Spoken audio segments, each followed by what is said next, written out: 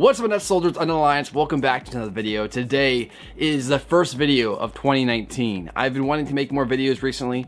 I'm moving, so that's why I'm not in the office. A bunch of my boxes are now just stacked in my studio area where I usually record my videos. And I have a baby, so that makes it more fun. And of course, my full-time job I'm doing. So there's a lot of stuff that I'm doing that is kind of preventing me from doing YouTube stuff. So thank you guys for sticking around. I'm hoping that maybe I can actually start doing stuff more often, especially once I move into my new house. But till I'm there, there's a lot of extra stuff that goes into that. Maybe I'll do a video talking about more of my personal stuff going on. But for right now, today, we're talking about the most anticipated movies of 2019. So first off, let me just do a recap of 2018. 2018 has been an interesting year for movies. I would say that it's not a bad year, but it wasn't the best year either. Of course, Avengers was pretty good. Han Solo film, not as bad as people like to say. I don't think it was necessarily needed, but it's not nearly as bad as people like to say. Creed 2 is a pretty good film, and I didn't see Aquaman yet, so I was going to, just didn't get around to it. Bird Box actually just dropped on Netflix. It was an alright film. I think it's a little overhyped. Not that great of a film, but it's not bad. I think it's fun. I shouldn't say fun. It's entertaining. But overall, the films that I did see that came out in 2018 were pretty good. But with that said, let's jump into my top 10 most anticipated movies of 2019. Oh, by the way, you see my shirt here, guys? It's Yoda. It actually lights up. Let me light it up quick.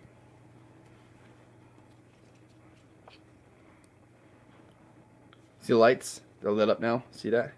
Yeah, swag, dog. But if you like this shirt and you'd like to pick one up for yourself, you can actually do that. Follow the link in the description below and use the code I provided, and you can get a discount on it. It might actually be discounted now that it's after Christmas too, so hey, you might make more of a savings. But go ahead, check it out. So, you're welcome. Alright, starting with our number 10 spot, I have It 2. So, the first It was a pleasant surprise. I never actually saw the original It, but I heard that this was a pretty faithful adaptation.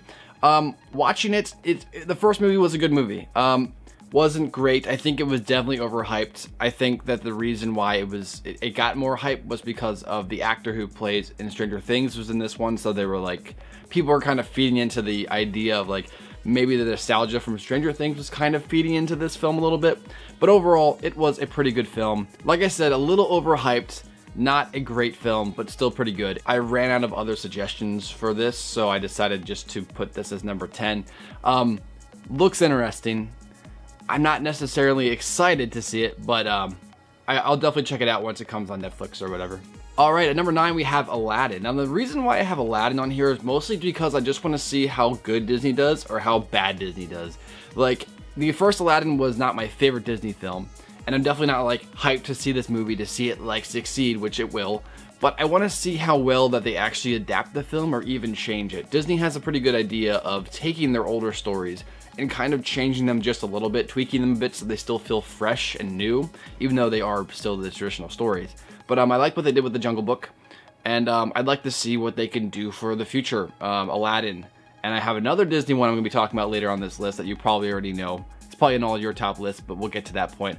I'm most excited about this film, probably just to see how Will Smith does. I want to see if Will Smith can actually hold up against Robin Williams. I think if there's any actor who can probably go toe-to-toe with Robin Williams as far as his humor and the personality he has, I think that Will Smith is probably the best option. So I guess we'll see how that goes. At number 8, we have another one of these contenders that are just kind of on this list because I needed to fill out the list to make a top 10 because top 10 search well on YouTube. Anywho, at number 8, we have The Dark Phoenix. So The Dark Phoenix is an interesting movie because we already kind of saw the story in X-Men Last Stand.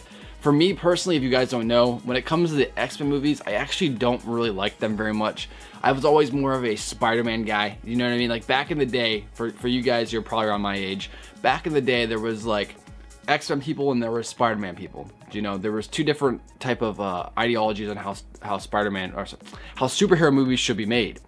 And I was more of a Spider-Man guy. I think it was more of a fun take, where the X-Men was more serious. And since then, the X-Men universe has been so choppy. The timeline's messed up. I just want them to reboot. It's time for a reboot. I hope the Dark Phoenix just reboots it. If Disney actually did buy Fox like they're going to, or like they said they were going to, I hope that this just gets rebooted. Sansa Stark I actually don't know the actress's real name, but she's going to be playing the Dark Phoenix, which is cool. I liked her in the previous film, in Apocalypse. I think she did an okay job. And I'm interested to see this film, not because I necessarily want to, but because I'm just hoping that it's a reboot. So let's hope, maybe. All right, for our next one we have for number 7, and that is Shazam. So Shazam is an interesting character, mostly because I don't know much about him at all. I know that his face got burned out in Injustice. That was pretty crazy, and apparently he was a kid. So like that's kind of sad. But most of the reason why I want to see this film is because it's a different take on the DCEU. I heard that Aquaman is actually a big surprise, and it's kind of like a turning point in the DCEU, which is cool. But for mostly, when it comes down to it, the reason why I really want to see this film is because it looks fun. It looks entertaining. It looks like that they're actually having fun with the source material. The zany idea that a kid just becomes like Superman just by saying Shazam is a really interesting idea, and I can't wait to see how they take it. Now, when I say I can't wait, I'm not necessarily saying that I'm super excited. I'm not super excited. It's a DCEU movie. I've never been super excited about a DCEU movie, but I just want to see what they do with it. I want to have good hopes for it. I want to see it succeed. I want to see the DCEU become good, and that's what I want to see. I'm hoping it does good. That's why it's number 7. Okay, moving on to number 6, we have Captain Marvel. So Captain Marvel is an interesting film because I like Brie Larson, but I don't know much about the character of Captain Marvel. I know the character of Captain Marvel, and the weirdest reason is because I know that character is, he was always interested in me mostly because one time when me and my friend were walking, like when we were like 10, we were walking in the suburbs, right? And we were just walking on the street, and there was an action figure laying in the street, like on the side of the road, and we're like, what the heck? So we go look it up and go to see who it is, and it's Captain Marvel. We didn't know who the character was at the time, but like randomly was just sitting there in the suburbs. Like it wasn't a busy street, so how'd it get there? I remember thinking that, and so ever since that day, Captain Marvel was always a pretty cool character because it was like he legit fell from the sky like the character does in the comics, I think. So that was interesting, fun little tidbit from my past to kind of make things interesting, I guess. I guess if there's one thing that I don't want Captain Marvel to do is I don't want them to suffer from the girl power syndrome that a lot of other movies recently have been suffering from. Most obviously The Force Awakens and The Last Jedi. They're suffering from the idea that girls can do anything, that they forget to make the character intriguing or good. What I mean by that is that some movies, especially when you consider The Force Awakens, they're so preoccupied in making you trying to show that this character, who's a female, is so awesome because she's a female and she's so crazy and so good that they forget to actually write a story with that. And so you get characters that are just kind of blank slates and kind of boring, and people don't like that. So I'm hoping that the MCU can turn that around. Kevin Feige, he's probably got a good hold on this, but it doesn't matter how big your franchise is. If you let it get screwy and you forget the heart behind it, it can become a crappy franchise, and the fans will turn on you. Just ask The Last Jedi. And number 5, oh, by the way, I'm eating mac and cheese. I got some of it when I was in between the break of 7 and 6. My battery died, so I was like, I'm gonna get some mac and cheese, so got some mac and cheese.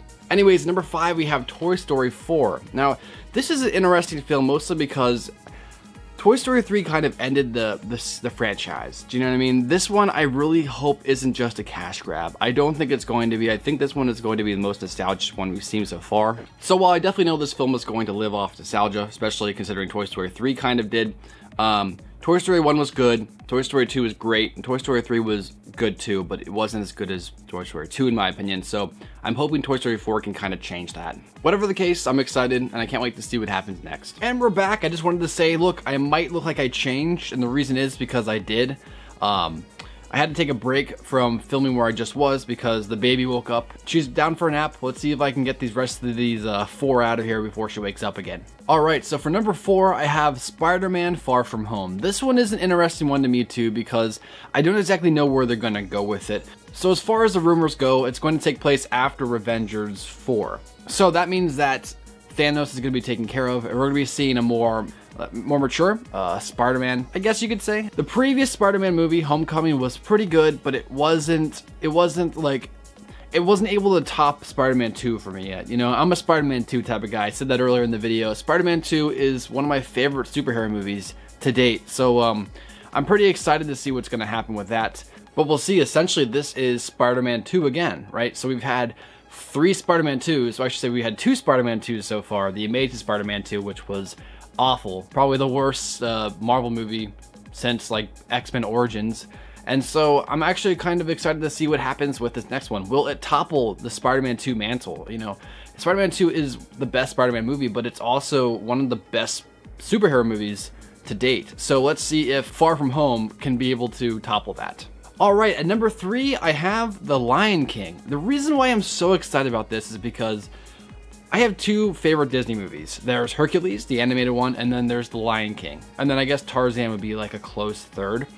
And I think that those are interesting films, and I think that The Lion King live action would be a very good film. I think it's going to do what I said about the Aladdin film earlier. I think it's going to take the original film and make it better, or at least give it somewhat of a twist to make it fresh, but also still make it good at the same time. I highly doubt it will flop. I know it's going to explode the box office, but I think fans are going to enjoy it, and I'm actually really excited to see it. Now we're down to the big hitters of 2019. And number 2 for me is going to be Star Wars Episode 9. I think that if Star Wars Episode 8 was more of my cup of tea, if I had more faith in the powers that be at Lucasfilm right now and the Disney and Kathleen Kennedy, Episode 9 would definitely be my number 1, but I just don't think that they haven't proved themselves. You know, they haven't shown that they know what they're doing, and I think Episode 9 is going to turn that around. Well, at least I hope it does. I think it's going to take all the hate and criticism that Episode 8 received and hopefully improve on that and perhaps give us something that the fans want, instead of giving something that they think the fans want. Oh, she's awake again. Now, The Last Jedi is an original film, and I would say overall it is a very interesting, fun film to a certain point, but The Last Jedi is a good film, but it is a bad Star Wars film. It is shot beautifully. There are some really good scenes, but there are also some scenes that are just not Star Wars. It doesn't feel like a Star Wars film, and some would say that's good, but majority of people would say that's bad. The handling of Luke, the complete disregard of Snoke, who was this big thing in Episode 7, now nothing. It was a big slap in the face to a lot of fans, and I think Episode 9 is going to rectify a lot of those mistakes. I'm still actually up for them just having Episode 9 be like Finn waking up from his coma for Episode 7 and being like, oh, Episode 8 was just a dream. That's why it was so just not that good. You know what I mean? Something like that. And then they just start out from there again. And so we get the true sequel from Episode 7. I mean, we'll see. I don't know how interesting that will be, but I would definitely like to see them improve upon it in some way. Like I said, I'm not going to count Episode 9 out. I think Episode 9 is going to be the fix. I think it's going to save this trilogy. This new trilogy, hopefully, kind of like how Episode 3 did it.